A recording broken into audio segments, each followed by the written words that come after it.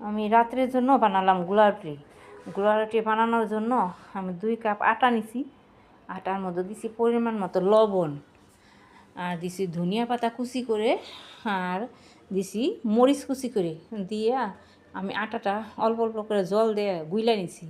গুইলা নিয়ে তারপরে কড়াইতে এইভাবে গুলা রুটি বানাইছি। এই গুলা রুটিটা আমি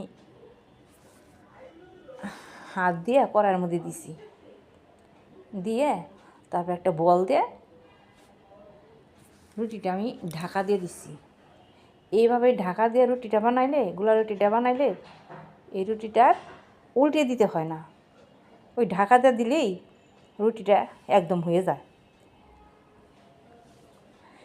আবার অনেক সময় এই গুলা রুটিটা বানানোর সময় ধনিয়া পাতা মরিচ কুচি ছাড়াও বানানো যায়। এইভাবে গুলা রুটি বানিয়ে আপনারা খেয়ে দেখবেন, একদম গরম গরম গুলা রুটি বানিয়ে খেয়ে দেখবেন। আমার এই গুলা রুটির ভিডিওটা ভালো লাগলে আমার পেজটা সাবস্ক্রাইব করে আমার ভিডিওটা একটা লাইক করবেন।